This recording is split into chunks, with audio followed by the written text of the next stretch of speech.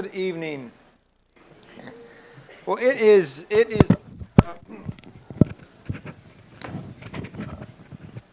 something. It is exciting, and hopefully this will stay. It is exciting to share with you all our report about this trip. This is such a great effort that this eldership of this congregation has chose. I don't know when. It was before I got here. I've been here 16 years. Y'all were involved. We were involved with Guatemala, with Hiawatha and Byron before I got here. They've been there 20 years. It's sad. 2020 was their 20 years in Guatemala. And I think this congregation has been involved with them since the beginning, haven't you? Since then. So this is a great work. And I'm sorry, I'm just jumping right into this, because if I was to share this whole trip with you in the way I'd like to, we'd be here till like 8 o'clock. So I'm going to try and get us out by 7:45. We had 7 of us go from this congregation. 7 from this congregation. I'm going to ask you guys that went on this trip to stand up. I could point them out, but we're a little hard to spot. If you guys would stand up. These bright glowing yellow shirts, little difficult to spot. Okay, this is the 7. We had 2 more from West Visalia, California. Cliff Sabro, who's also going to be one of our lectureship speakers this October. Cliff and his daughter Claire, and then Kim Fox went with us from around St. Louis. I never got the name of her town, actually. But let me you guys stay standing up. If you have been to Guatemala on one of our mission trips, also stand up, please. And there are several more that aren't here. We have several more that have moved away. Brother Ron Oldham, who's passed away. Ron went twice. Several folks who aren't here. We counted this up. Okay, you guys can sit down now. We figured this up in 2018. And there was, at that time, we were right around 40 people who have been on this trip. We had 5 new ones this time. 3 new ones from this congregation. 5 total new ones. So from this congregation, we're pushing 10% of our congregation has gone on this trip. And that is outstanding. I mean, the fact that this congregation doesn't just consider Guatemala a place to send a check. That we send people, we go, and we're involved in the work there. We left here Thursday morning. We met at the airport, whatever it was, last Thursday, the 16th. We met at the airport at like 4:30 or something like that. So it's an early start, we thought, until I showed Kara last night my alarm set from, what is today, Sunday? Yesterday morning, theoretically, 3:15 to leave to get to the airport in Guatemala City. So it was a joy. But we made it, obviously. This is us getting to the airport. I'm going to try and not tell you everything I can think of. This family right here is Ulysses and Hydra. Is that how close? Not even close. His wife and their 2 children from Panama were also there at the airport with us, and were part of the lectureship that we were involved in. I'll get to that in a second. There's another guy, Hainer. We'll see him in a minute, but they were also there, and they met us at the airport. It was funny because Byron had told me that we're going to meet these people at the airport. We might have to wait around with them. Well, Hainer walks up to me and he goes, "Excuse me, are you with the Church of Christ?" And I was like, we're like, "Yeah, we are." And he goes, "Well, I'm also with the Church of Christ. I'm coming here to do a meeting." I was like, "With Hiawatha and Byron?" He was like, "Yeah." And it was like, very cool. So we met him at the airport. We got in at like 6:30, 7 o'clock, but it's dark there. It gets dark at 6 o'clock, it gets dark at 6 o'clock, but it's sun's up at 5 o'clock, and they're in mountain time. So go figure. This is all of us. Friday, we get there Thursday. We kind of settle in Thursday. Then Friday, we give us some time to kind of acclimate. We go do some sightseeing a little bit Thursday afternoon. This is there's some stuff down here. This is this thing that's a relief map. It doesn't sound as cool as it is. It's a gigantic topographical map on the ground.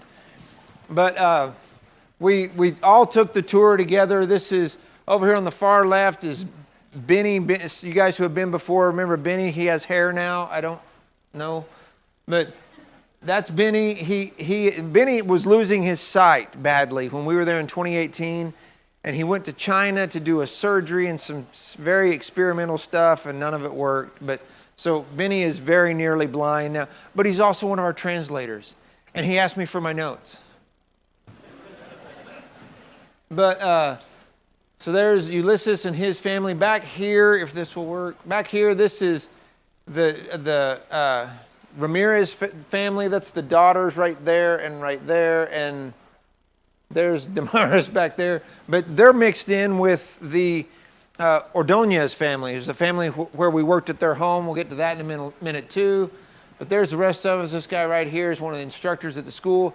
His name is Herson Ruiz. He was a student that we supported. Now we're supporting him as an instructor at the school. But that's at the relief map area. And just to show you who's who, this is Jerry. This is Jerry. Jerry. That's an inside joke. Byron and Snejana's boys. We'll go back because of them. That's what it comes. They called us all Jerry for the whole first day, and they did it on purpose. They didn't care. You're Jerry. You're Jerry. And then we were all everybody else. But so yeah, several Jerrys. This is the guy giving us the tour of the relief map. We spent a lot of time listening to his story. I've got his business card if you want it. He gave us business cards. We then go from the relief map, we go into the capital city. The downtown area of Guatemala City, they refer to as the capital city because it's kind of like, I mean, I guess you think of Boise. Boise's the capital, and then there's Garden City, Meridian, the areas around it. But the capital city of Guatemala City is right in the very center of the city. And back there behind there is the government, the palace, the central, what is it called? Something palace. We tour that. There it is again. This is all of us out there, another group picture. We took, I think, 3 group pictures the whole trip, or 3,000, one or the other. I don't remember exactly what it was. This is just some of the things in the Capitol, in the palace. This 2 hands together is a symbol of peace. That is just some of the beautiful artwork within the palace itself. This picture there on your right, that's where we had our lectureship. No, it's not. I told them I was going to tell you that. They were having some sort of conference there. It's just a gorgeous setting. Just some of the beautiful. It was really interesting to me, and we all kind of talked about it, is the pride that they have in their heritage, in their culture, the mix of cultures. There are Spanish and Mayan cultures that are mixed, and there's just so many beautiful things in the palace. There's just tourists. Here we are as the group of tourists looking around. There's some art. There was an art display in the downstairs, the central part of the building. Just some artwork. This coffee artwork is very emblematic of the entire trip, in my opinion. The quetzal here is that's the national bird. It's all over everything. It's on the money. There's money down here. The money is called quetzals. That's the name of the money, named after the national bird. Again, just the interior of the palace. There's 2 big courtyards.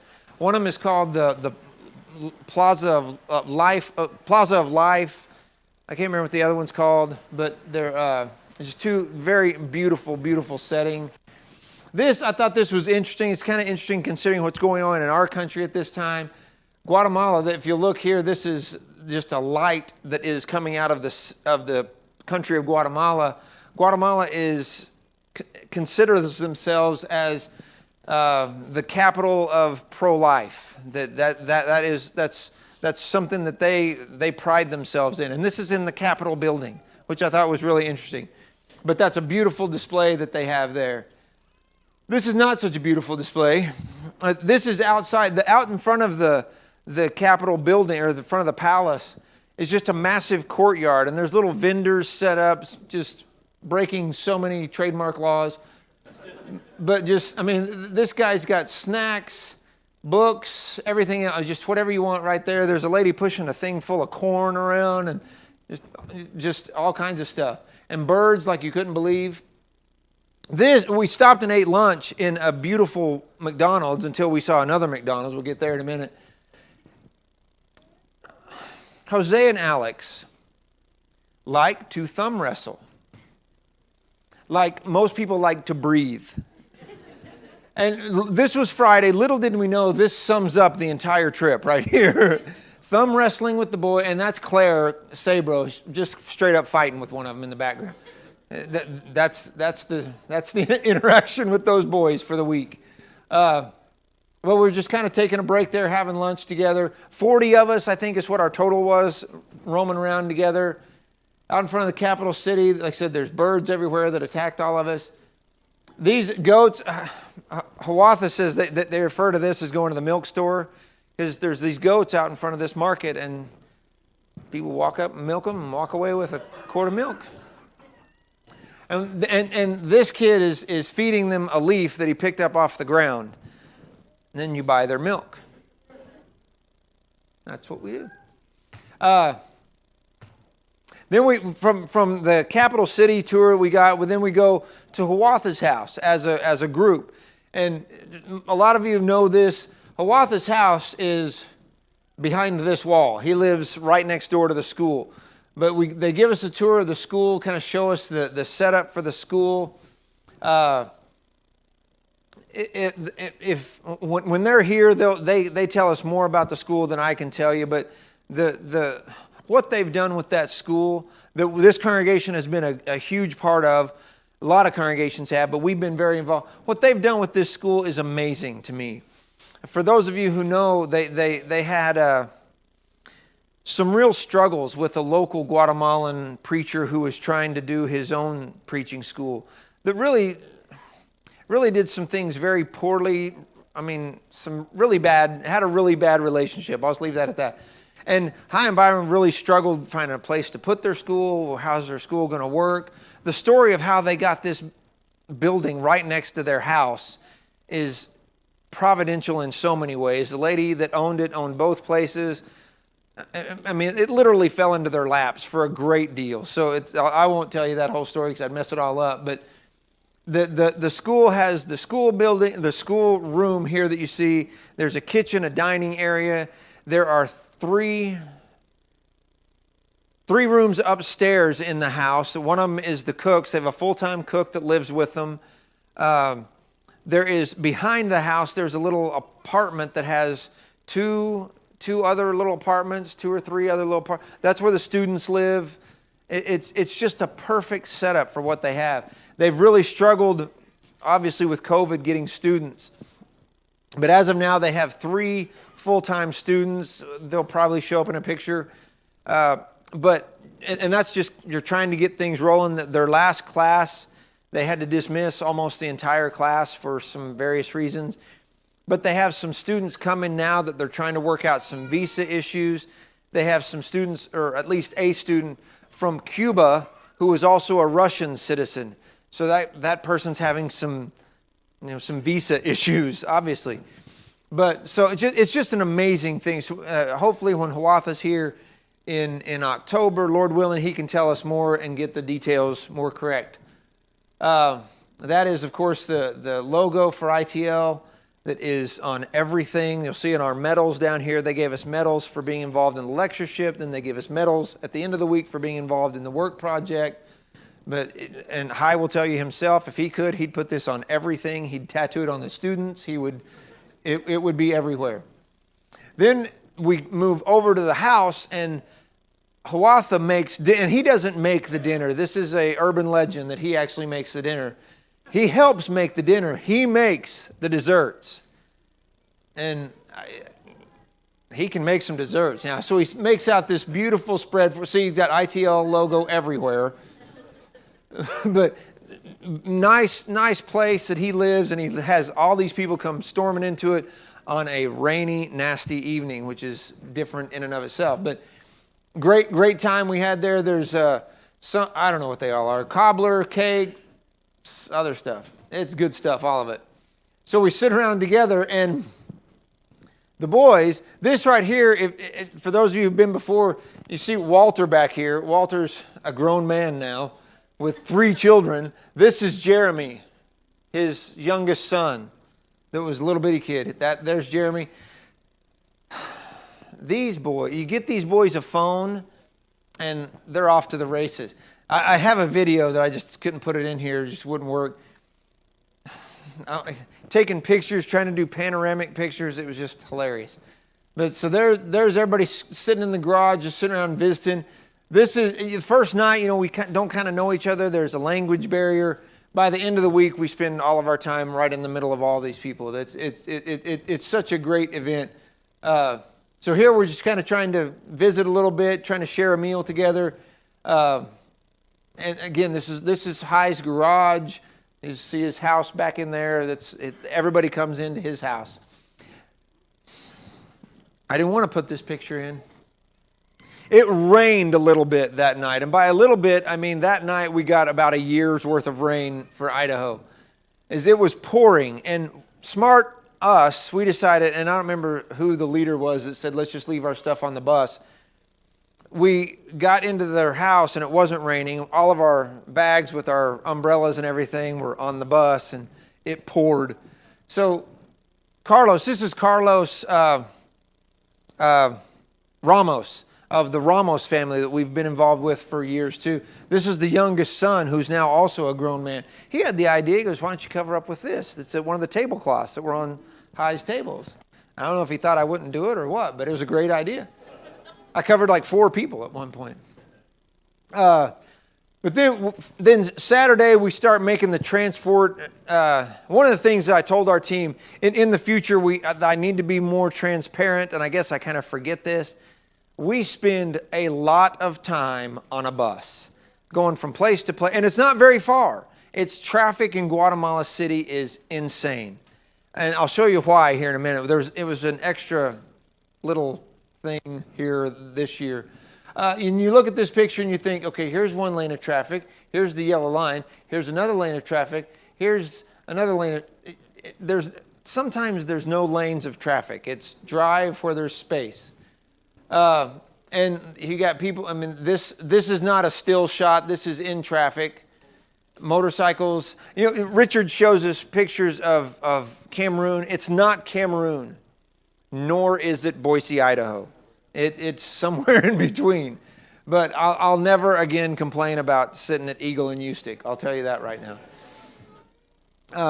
So this is as we start driving around the city. This is what we drove around in when it was all of us for the lectureship. When you go to Linda Vista, the neighborhood where the church building is, you go around this road and then there's this tunnel that you go underneath the city. And it kind of turns like this. And we get in this giant bus and we go, huh. And we had to do like a 12-point turn inside this tunnel to get the bus. It was a little weird, a little uncomfortable. That was a very nice transportation though. So then Saturday we come to the building to begin the seminar. Little rain about every day. This is the church building. Take a good look at that because it doesn't look that way anymore. You'll see that in a minute too. This was the topic for our lectureship. This was the ITL lectureship that Linda Vista hosted, but this was the school's lectureship. It was recognizing that God is sovereign was the title of the theme of our lectureship. The idea was, as we've all dealt with COVID and everything going on in the world, there's a lot of uncertainty. There's a lot of, why is this all happening?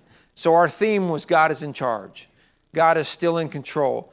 Cliff Sabro spoke Saturday afternoon. He was our first speaker.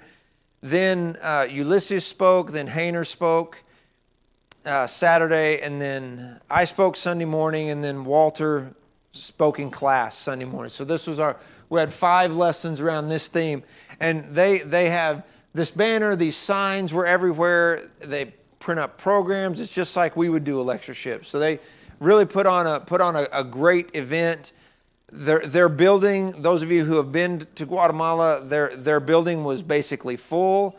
They were very pleased with the attendance. We weren't really sure. They even told our ladies teaching class, you might have 8 kids, you might have 25 kids. And they had a lot. How many did you guys end up with? 27. You'll see that picture in a minute too. It's exactly what you think. But this is Ulysses. Ulysses brought a PowerPoint, which we didn't know we could even do that, which wouldn't have helped anyway. But he had a great lesson. He's from Panama. He lives right in Panama City. They were such a great family. In fact, one of the things right down here, this is a little plate. I heart Panama. I love Panama. His wife came around Sunday morning, came to our hotel, and she had a bag of stuff. And she said, I want you to give you all something to take home to remember Panama by. It's like, we were not even in Panama, but whatever. So we all got a souvenir from Panama. We didn't even go. We got a souvenir from Panama. But he had a great lesson. This is the ladies up dealing with this, this whole situation. And it was all masks, all indoors, all masks. The Sunday before we were there was their first Sunday meeting back together as a group. So it was really cool. Like I said, they weren't sure what to expect. And they were so pleased with the attendance. We were too. The ladies brought, if I'm doing a Bible class for kids, I'm bringing like crayons and a piece of paper. These ladies brought, what all did they make? They made like boats and, I don't know what they made. But they had all kinds of little crafts and stuff that they made. The kids came downstairs carrying tons of stuff. But it was so great. The kids were so engaged. Their parents were pleased. You could see the kids sitting there showing their parents all the stuff that our ladies helped them make. The ladies taught the days of creation. Since God is in charge, let's start at the beginning. So the ladies taught the days of creation to the kids class. See, this is totally different than what they're making here. They're making some other thing here. And then we ate Saturday and Sunday. Did we eat at the building Sunday? Yeah, Saturday and Sunday we eat at the building. Now, this is the line where everybody goes through the line, but this is our food. They make our food completely differently. They set our stuff aside. You don't reach in and they hand you what you're supposed to eat. They totally take care of us. And let me just say this. Yes, we did have a couple of people with some stomach issues. Personally, and we've kind of talked about, we don't think it was the food. We won't get into more detail than that. But, we all ate the same thing. We had two people do something different than everybody else did, but it wasn't the food and they didn't do anything wrong. That's what I was talking to Hy. He goes, sometimes you do everything right and something still happens. So that's kind of how it goes. But they really, really take care of us. Everywhere we go, anywhere we eat. Like if you're in downtown, one of those carts comes by and you try and eat, they'll tackle you and say, do not do that. But if they take you somewhere to eat, we can eat whatever we want to eat. And like I said, here they set our food aside for us. This is Hayner doing his lesson. He was a great speaker. And he speaks English. He's studying to be a lawyer. He lives about 3 hours outside of the capital of Costa Rica. In fact, he sent a picture today. He had a baptism at his congregation this morning in a river. So he was great. He was a great guy. That's the crowd. You can see the building is full. It's just a great event. This is Sunday. That's me and that's Walter. Again, Walter's such a grown-up. I met Walter when he was a student at the school, and he was kind of a problem child. But he's such a good guy, and he has a hard job because he is stepping into the preacher position and the leadership position that Anibal held for years. Anibal Ramirez started this congregation. He was the guy that if there was ever a discussion among the men, they'd go, blah, blah, blah, blah, and they'd look to Anibal and he'd make a decision. Walter at 28, maybe 29 now, he's taking on that mantle. And in their culture, the guy that's the preacher, makes the decisions. If there's a tough call to make that the men can't settle, they'll kind of look to him. Walter not so much, but he's growing into that. So keep Walter Dardon in your prayers. Walter and Noelis, his wife, and then their 3 kids now, Yamilet, Jeremy, and Abigail. So remember that family in your prayers. He's a good guy. There he is, in fact, stepping right into my way, taking a picture. Okay, so this is, I've got the pictures all mixed up here. This is back to Saturday night. To close out the lectureship, they pinned the new instructors at the school. You get a ITL name tag that is your official name tag. So Hassan is now an official teacher at the school. This is the Ordonez family that we worked on their house. Wilder, for those of you who went in 2012, maybe 2014, when we went up to San Cristobal, that was where Wilder was. They have now, it's north of the capital city, in kind of out in the country sort of. But they have moved back to Guatemala City, back to where they used to live, in fact, and now he is going to be teaching full-time at the school. So that's really a cool story in and of itself. His oldest daughter right here, she was born in the house that they moved back into, lived there till she was 5, and then they moved up north to San Cristobal. And so the two younger kids aren't crazy about coming back to Guatemala City. They've never lived here before. They didn't want to do this. But I think we help make them happy, and we'll show you that. So there's the pinning of the students. For you guys who work the live stream and the sound booth back there, here's their guy. There's the PowerPoint projector sitting on its box that projects on the wall, and the guy runs it right here, pulls up the songs every time, and here's the songs. So we were able to sing along because they project the words. We'd really have to, try and figure out if we could do the accents or pronounce the stuff. But it was kind of cool that we at least got to see the words and got to try. And so many of the songs that they sing are songs that we're familiar with. So you get the tune, you try and kind of work those words in. And again, for those of you who've been, you remember how they sing. There's very little harmony. It's just belted out, and they belt it out. Jose and Alex were sitting behind us Sunday morning, and it was like, wow. Those boys can sing. I mean, everybody just sings. They sing out. It sounds so great. Hi, I'm Byron. Byron dozed off there, it looks like. Oh, and I wanted to show you this. This is where we spent 11 hours Saturday and Sunday. And I know, again, comparing to Richard's trips, Richard shows the ways that they sit through worship in benches with no backs. This was our version of that, a very cozy metal chair for 2 days. Then Saturday night, our ladies all got flowers for their participation, for all their work that they put in to the lectureship. The guys, the speakers, we got these plaques. Oh yeah, and then these other things we get from the congregation at the end. But very appreciative of the ladies. That's one of the things that I appreciate and respect so much about what they do there. That especially in their culture, where it's a very male-dominant culture, they honor their women so well.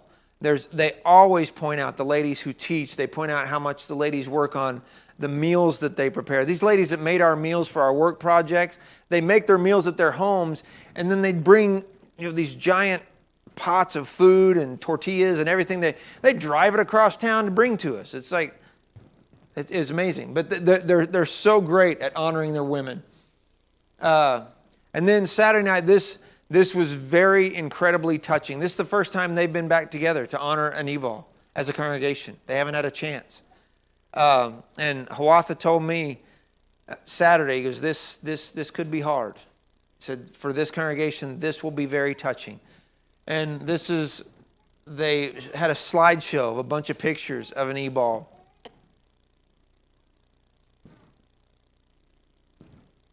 And it was very touching. And to hear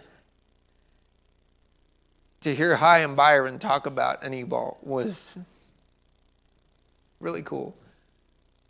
But that's the beginning of the slow, and then they had a bunch of pictures, and then they had quotes from each of the girls, and it was so touching.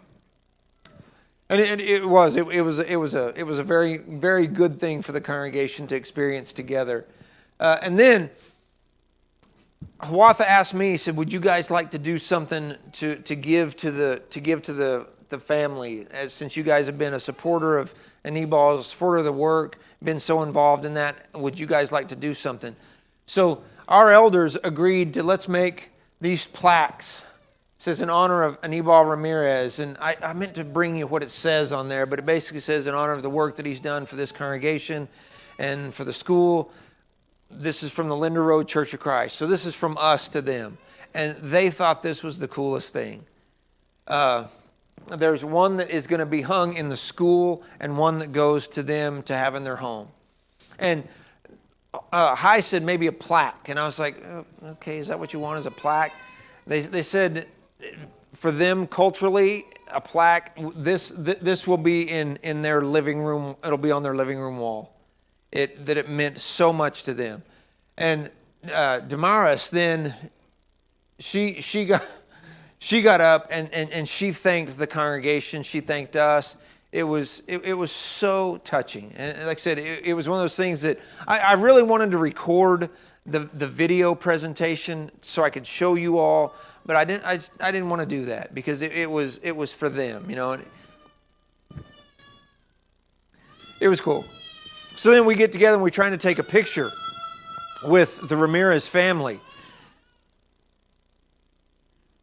knowing we're trying to take a picture with the Ramirez family. And then we finally get him out of the way and we're able to take this picture. It was so cool. It was just such a great end of that night. Then here's Hayner taking a picture of us back at the hotel. That's basically our whole group right there. Yeah, that's everybody. And his face right there in the front. Then this is the hotel we stay in. When we tell you that we stay in a comfortable place, it's a comfortable place. I mean, like Cliff told me, he goes, you can tell that this hotel has maybe seen better days and could use some work. And for us in the States, it wouldn't be, it's not like the Ritz-Carlton or anything. It's a very nice hotel. It's in a very nice area. I think everybody on the trip got out and walked around the hotel, which is, on our first trip, you didn't do that. You weren't supposed to do that anyway. Some people did. But this is our hotel. Then we went to eat Sunday night as a group in a really neat little place that's kind of a chain in Guatemala City. Again, that's Walter and Yamilet, who was, for some of you who've been, remember she used to be a little kid. No, she's not. That's Ulysses in his tourist shirt. But it's really cool. Like I said, there's our giant group of people all sitting here having dinner together. Then I mentioned some issues with traffic. That's why we had issues with traffic. That's a sinkhole. I hope you can get some perspective here. That's a sign. I mean, this is the road. And they had that closed down, and it messed up traffic badly. But what was weird about it, too, though, is when we got around the sinkhole, we went about right here, back onto the road. You go around it like that. I mean, it wasn't like you avoided it for miles and miles. And then we found out at the end of the week that, I guess, Damaris heard on the news that they've figured out that goes about 100 meters either direction. And we were on that in that enormous bus. No, I shouldn't have told you. Never mind that. You didn't hear that. We were totally safe the whole time. But yeah, that was our nemesis. That messed up so much traffic. So then Monday morning we start the work project. Let's hurry. This is the Ordonez house. We had initially planned on just working at the church building.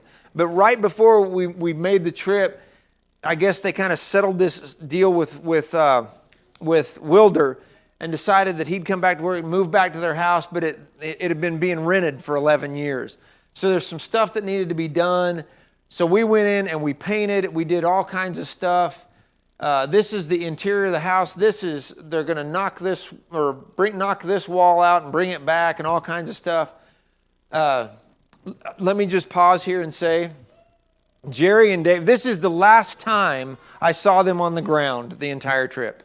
The rest of the time they're on something, climbing up, hanging from the ceiling, attaching wires to everything else. Those guys, I mean, a lot of credit to everybody on the team, but Jerry and Dave rewired these people's house.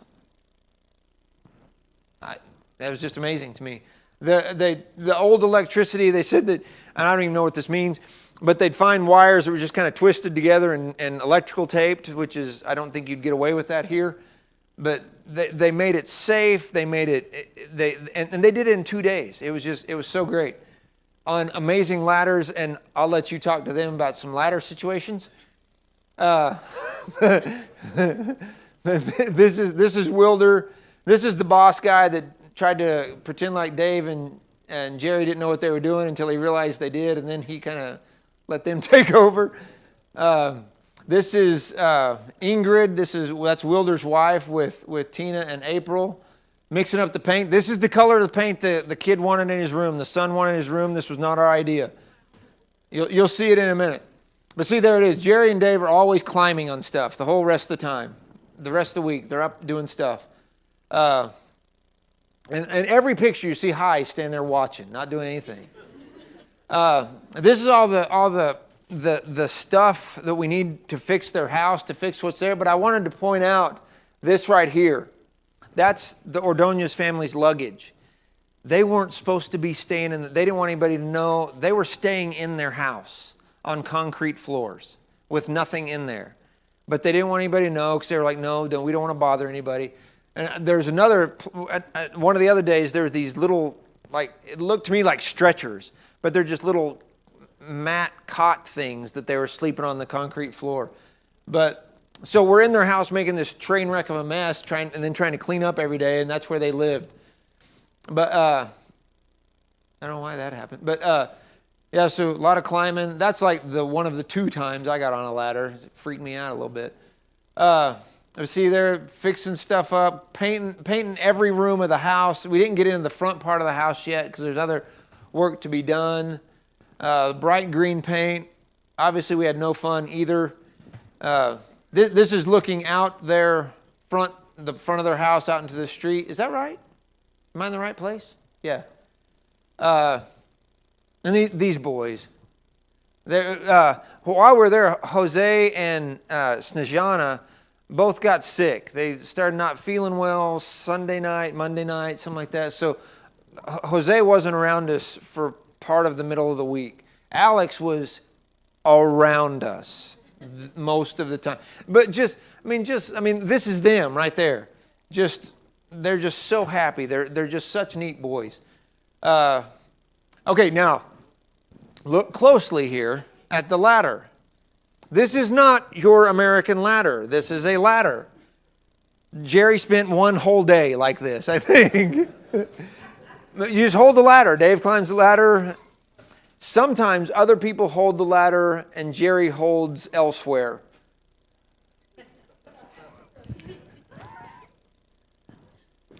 Yeah, that's what we do. And here, I'm obviously being well taken care of. I'm on the ladder. Cliff's on his phone. He's fine up there. This guy is running the concrete saw, which is a pick and a hammer, knocking out a hole right there that they're putting the electrical box in. And he's just chipping away. Ding, ding, ding. There's the light in the rooms before they got finished was so dim. We painted both rooms. We're like, yeah, it looks awesome. And then we got a flashlight. We're like, let's do it again. And we did. We put 3 coats of paint on those rooms. And the girls wanted this lilac-y purple color. Okay, so this is David's room, Jose David. He did not like living there. He didn't want to be there. He was so proud of his room. Kim, I think, bought these little stickers, and he put them around his door frame, and then he wanted to put his handprint in paint and slap it on the wall. So he did that, but then he wanted all of us to put our hands on there too. That's so cool. So we're on his wall. All of them look great. Don't look at anything closely. And then this is the girls' room. Now, this girl, she's 20 years old. She looks like she's 14. But they share a room, and they painted this room, and then they put all these decal sticker things on the wall. The girls were so proud of their room. It was so cool. This is just some of the scenery on the way as we drove around the city. Where we were, we had to kind of drive out to the south of the main part of the city and then kind of to the outskirts of town. But just it's a beautiful city. I mean, it's a beautiful country. Just so much, I don't know, it's just beautiful. It's different. Obviously, it's very different than what we're used to. These are volcanoes. Yes, that's actual volcanoes. One of them was kind of belching a little bit one day while we were there. And then you see other stuff as you drive around. I don't know what this is. I mean, to me, what's funniest is the lady in the middle is like, doesn't bother her a bit that she's sitting between Spider-Man. But anyway, I had to share that. This is other things. You see this right here. This truck is being pulled by this truck with a car on it, with this car in it, and the doors are strapped open so it can hang out the edge a little bit. And I've been pulled over for having a tail light out. That's the way it is. So then we moved to the church building to do the work. And like I said, the name of the church, or the writing on the wall, and then the time, we erased all that. We kind of felt guilty. It seemed weird to do that. This guy right here, this is Tomas. He was our van driver when we shrunk our team down to just driving around the van. He was a little bit quiet at first, and then he was with us. He was out holding ladders for us. I mean, he was being involved with us. Painting on the outside, we painted the outside and the inside. We didn't quite finish the inside because the lovely paint would never dry.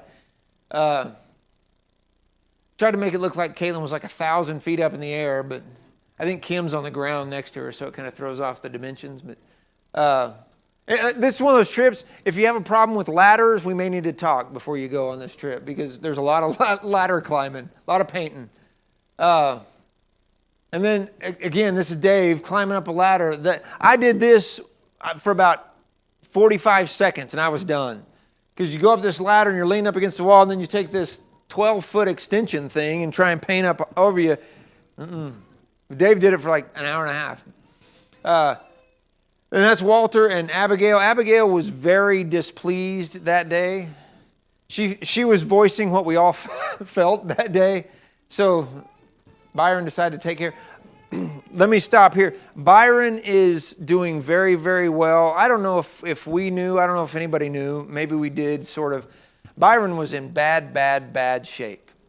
I mean, like, he's not leaving the hospital shape. Like, tell family. But he had a talk with Hawatha about taking care of my family. It was over for him. And to see him now, he is the... I mean this in a loving way. He was the Byron that we've always known. But, I mean, Hawatha said that, that Hi had COVID while Byron was in the hospital. The day he got his negative test, the day Hi got his negative test, he hurried to the hospital because he hoped to be able to see Byron before he died. And there he is. I mean, it's again, one of those things, maybe they'll explain if they get to be together in October, but it's an amazing story. And to see that he is healthy. He still has some issues he's working through, taking some meds, but all in all, it's so great to see him being the lovable Byron that we all know. Moving right along. Yes, there's some downtime where you have to do some entertaining with the boys. This is a game that I thought they made up on the spot because it makes no sense, but that's Caitlin and Claire playing with Alex as we're kind of wrapping up for the day anyway. Those boys will keep you busy. And Caitlin and Claire and Amelia dealt with it well and often. But it was so cool. It was so much fun for them. Working in the inside moved in the inside. That's where, like I said, we tried to get that done. It just never quite would dry for us. So we put Caitlin in jail. That's where Alex wanted Caitlin most of the time anyway. That's the view from the window she's hanging out of trying to paint. They're stopping for lunch. On this day we had, our lunch was chow mein with ketchup. But whatever. Caitlin described this picture today as, this is after they told us when we finished we were going for ice cream. So we were finished. Okay, enough, we're done.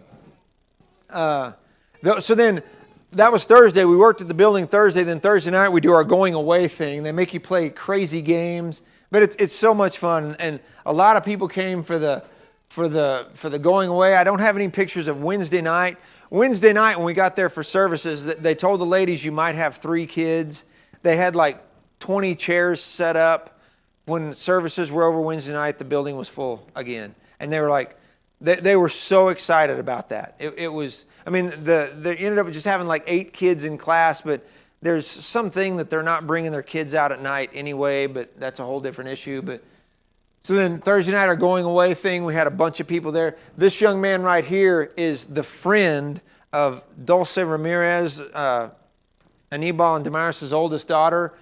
He's her friend. That's all we can say at this point, because he's going through the High Byron interview process. And you think I'm joking. I mean, at their house Friday night, the night before, or the weekend before, the poor kid had to sit through a session with each of them. And it looked like it was like a job interview. But he's a good kid. He's very impressed. He told them over and over, he goes, do you guys, how do these people that all come to this church, you guys know each other? I mean, everybody, you treat each other like family. And they were so impressed with the connection that was made there. So we had to go play the game too. It's something about jumping across the line. Caitlin and Claire were the last contestants. Caitlin was the big winner. What we won, we don't know, but she won. And this is the group of the congregation. I thought it was cool. I told our team, to me it was really cool. At the going away thing, they honored us, and it was really, really neat. But they really, to me, they seemed like they've kind of shifted their focus to focusing on the congregation and honoring each other, which was really, really cool. This is everybody that were the team leaders involved in planning the whole weekend, the whole week for us. These ladies here worked on the food. I mean, just everybody that was involved, and they all got medals. It was really, really cool. They had them all come up and take pictures. Down to Jeremy was on the team. Alex was on one of the teams. I mean, the kids up to the adults. And it was really, really cool how they did all that.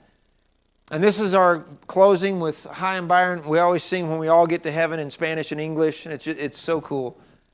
So then we wrapped up. Friday, we also get to end the trip. We get a day off. This is apparently everybody's vision of me and Caitlin the entire trip, is coming back with coffee. But that is something I'll highly encourage. This is just on the way. We go to Antigua, Guatemala, which was a former capital city. Beautiful, beautiful city. This is just on the way. I mean, this is just scenery on the way. This is we go to a macadamia nut farm. These boys just, I mean, not just figuratively, but literally attach themselves to you. And it's like, and it's okay. They were just adorable. They were so much fun. Amelia had fun. Cliff's getting his ears pulled up. At the macadamia nut place, they tell you all the uses of macadamia nut oil and all this stuff, and then they offer a facial and a shoulder rub or whatever. So Amelia got hers, Cliff got one, and one of the other girls got one too, I think.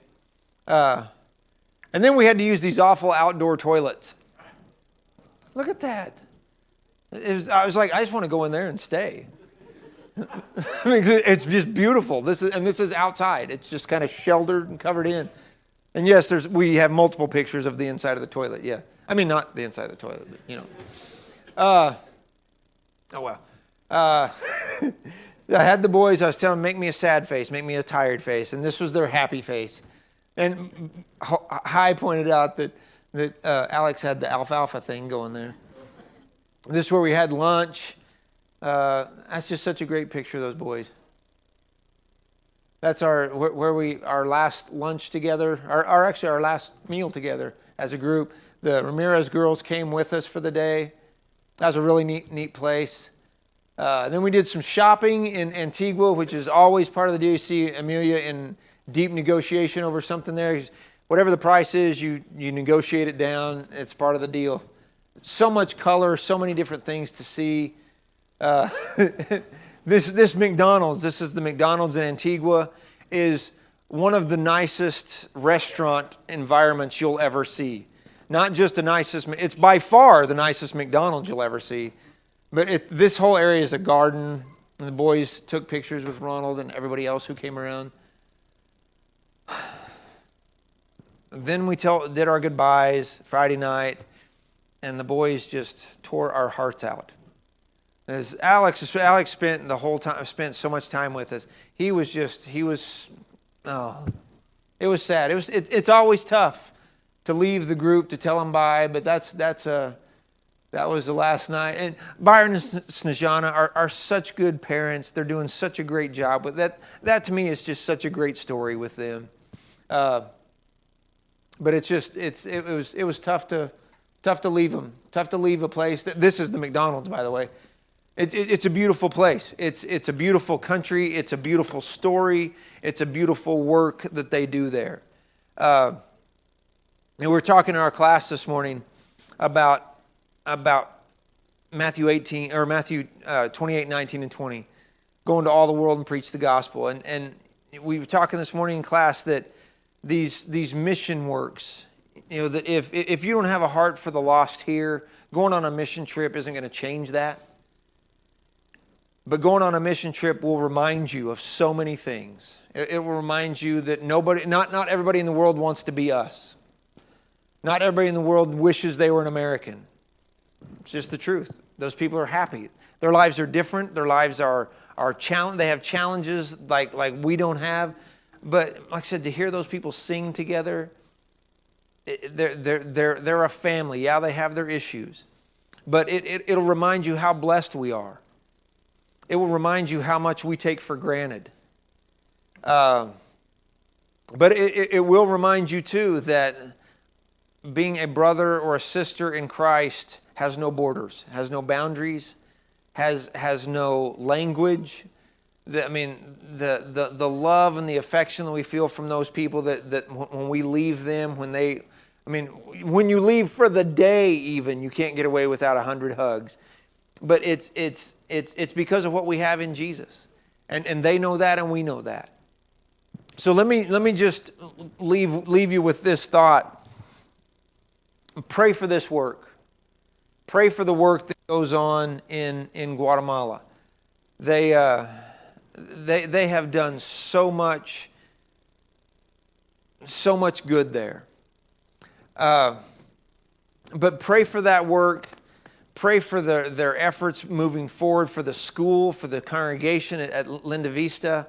And in all of that prayer, say a prayer of thanks for the eldership here at this congregation that has chosen to support that work and to be as involved in that work as we are. And pray, if you ever even think about going on a mission trip, I strongly recommend this being your first mission trip, because it's a great experience and you have a comfort zone. But one thing that we've noticed over the years is when we go paint people's houses or work on all the different projects that we do, people notice. Hi reminded me of a story when we went, when it was just me and the Kishes and Jeremy and Linda Bellum-Krause. Just the five of us went. We worked in that orphanage.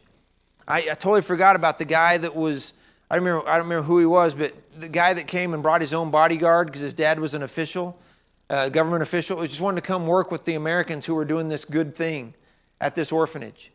People walking down the street where we're working here, looking across from their houses going, who are these people and what are they doing?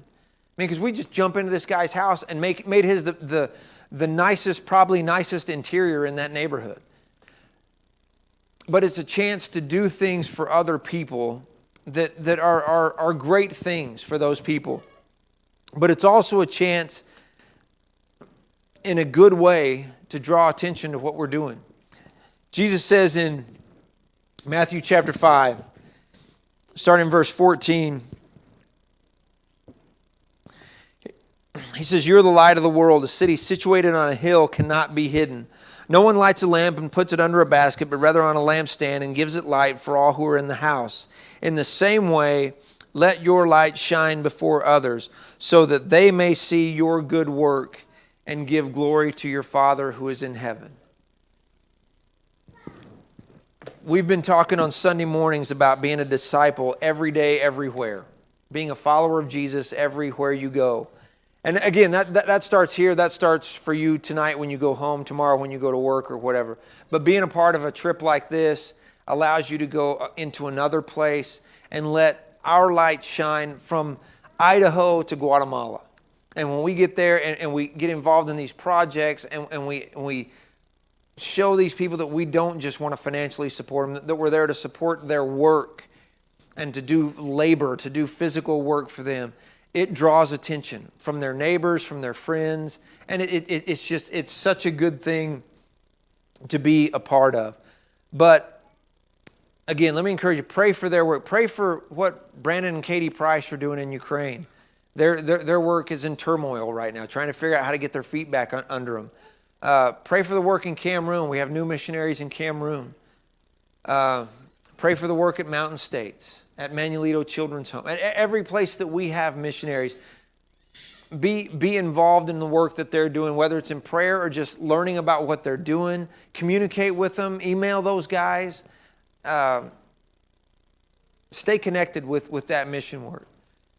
But again, to wrap up, let me just say that idea of mission work for us starts, the minute we walk out these doors. When we go to work, when we go to school, when we go to wherever we go, we are disciples representing Jesus everywhere we go. So this is a great work, a great thing to be involved in. If you have any questions, well, Lord willing, we'll go again in 2 years. Be praying about it. If it's on your heart to do it, pray about it. Ask any questions you want. We'll talk about it. But the first thing for each of us is to get our relationship right with Jesus now, today. To be that example in our homes and our families. As we wrap this up, not as necessarily a gospel type message, but always with the idea that whatever the mission work is, the mission starts with us individually.